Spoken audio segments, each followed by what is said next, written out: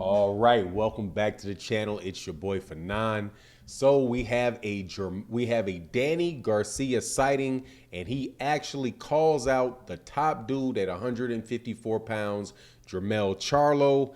Let's talk about his move into the 154-pound division and what I think of it in this video.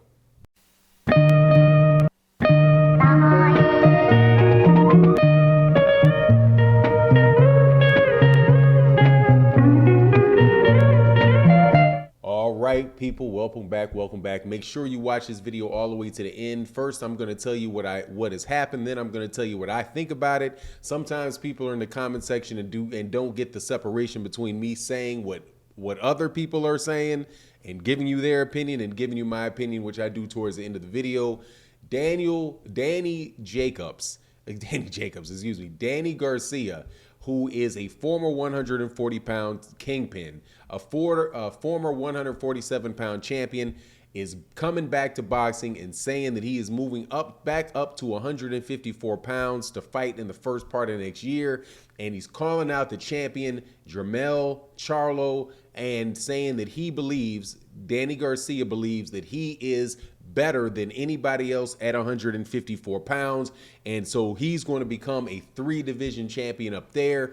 At first, when I listen to this, it's easy to brush off Danny Garcia and say, yeah, sure you are, Danny. You lost to Shawn Porter, you lost to Keith Thurman, you lost to Errol Spence Jr., all at 147 pounds. So what would make me think that you can move up to 154 pounds and do any damage in that particular division, especially against a guy like Jermell Charlo?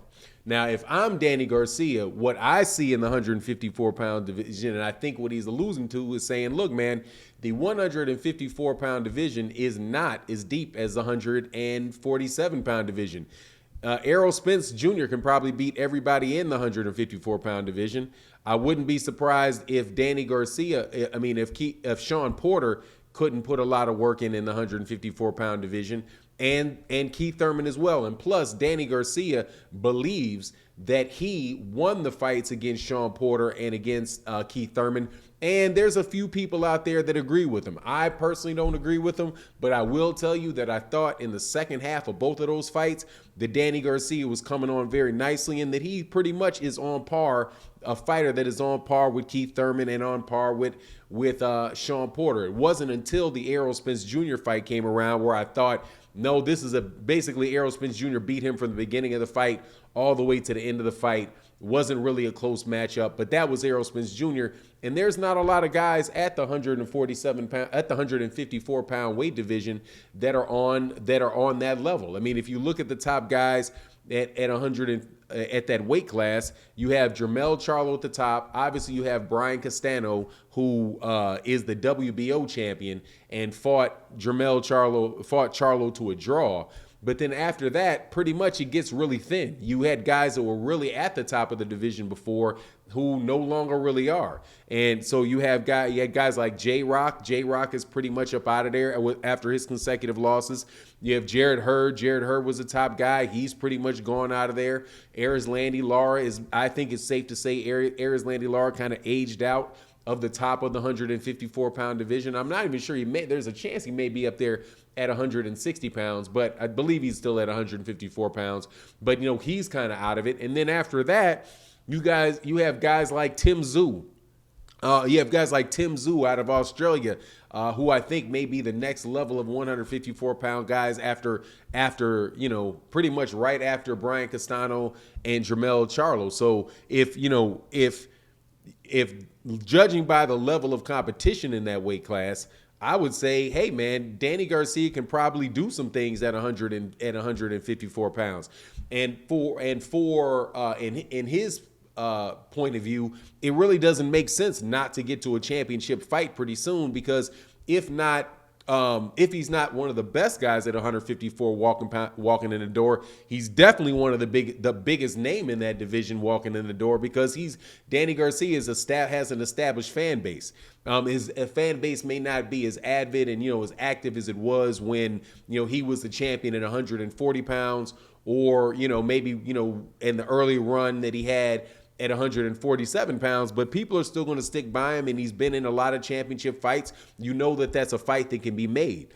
As far as what would actually happen in the fight, now this is where I'm looking at what would actually happen in the fight. I think that Danny Garcia is a live underdog against Jermell Charlo. I would obviously favor Jermell Charlo to win the fight, because I think Jermell Charlo, because of the size of Jermell Charlo, the strength of Jermell Charlo. But when Jermell Charlo fought, he's been showing some vulnerability lately, right? He was able to get outboxed for a period of time by Tony Harrison. Brian Castano, I think, at a point in time hurt Jermell Charlo, or definitely got his respect with some of the shots that Brian Castano had thrown. So in this particular case, if Jermell Charlo, if he just tries to box Danny Garcia and win it in 12 rounds, I think that, yeah, he can definitely box his way to a win against Danny Garcia, and he should be able to do that pretty comfortably. But Danny Garcia was one of the bigger and one of the stronger 147 pounders, and nobody in 147 pounds was willy-nilly going to be taking this guy's left hook, because, that's that kind of look-away left hook that he has and his ability to counterpunch. If Jermell Charlo gets in there and lets his hands go a little too much, he definitely has the, is at risk of getting caught with some nice counter shots by Danny Garcia. If I said Daniel Jacobs throughout this video, man, please forgive me. I'm getting old. So, I mean, I think that is the best. That's about the best chance that he has. But also, I don't see that happening. I see a good fight between the two of them, it going 12 rounds, and Jermell winning on a decision. I don't see Jermell. I don't think this is a situation, however, where Jermell is just going to run in there and get in there and run over Danny Garcia.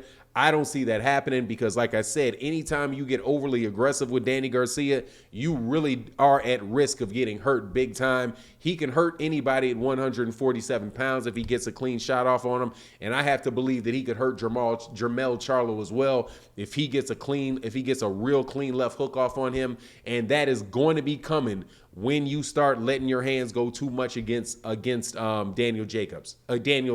Garcia. So, if the fight happens, I definitely have Jermell winning the fight. But like I said, Danny's a live underdog. And now the likelihood of the fight actually happening, for sure, I believe that this fight can happen, or will happen, if he moves up there, because of the money involved and the fact that, this would be a fight for Jermell Charlo with the biggest name opponent that Jermell Charlo has had to date.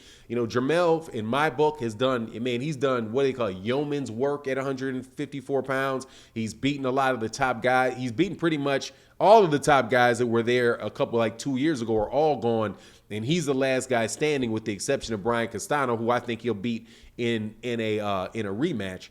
But this would be the first real big name fighter that Jermell would be able to fight. And I think if Jermell were able to go in there and get a knockout against Danny Garcia, I think for sure that, that would do a lot for his, that would absolutely positively do a lot for his name and for his recognition in the sport. And I do not think that it is that this is some situation where some mismatch fight. I don't believe that, because Danny he was always a big 140 pounder, probably really squeezed down to 140 pounds. Because, while he was at 140, he started at 140. He pretty quickly, once he got that belt, moved to fighting at catch weights between 147 and 140. And then once he got to 140, he clearly still had his power and all that at 147. So he's probably at this stage in his career, fully developed into 154 pounder, and will be able to bring strength and all that to the table. But anyway, that's my take on the situation. You let me know what you think in the comment section. Also, like, comment, share, subscribe, all the good stuff that you do with videos. I would greatly appreciate it and help the channel grow. And with that, I'm out. Peace.